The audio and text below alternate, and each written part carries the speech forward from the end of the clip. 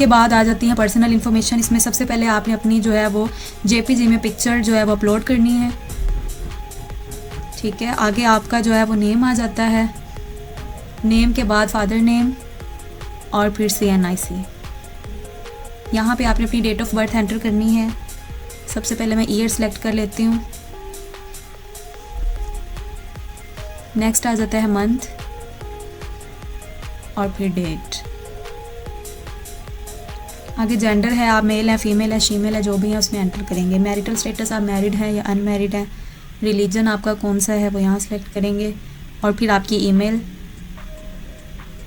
के बाद अपना नंबर के बाद आपने यहाँ पे अल्टरनेट नंबर देना है, यानी जो नंबर आपने पहले दे दिया है उसके अलावा कोई नंबर है तो वो आप यहाँ एंटर करेंगे। लाइक आपके हस्बैंड का है या अगर आप अनमैरिड है तो फादर वगैरह का। फिर आ जाता है पोस्टल एड्रेस। अगर अभी भी आप लोग उसी एड्रेस पे हैं तो सेम है टेम्परेरी एड्रेस। और फिर आप यहाँ पे सिटी एंटर करेंगे और नियरेस्ट लैंडमार्क, यानी आपके करीब तरीन जो लैंडमार्क है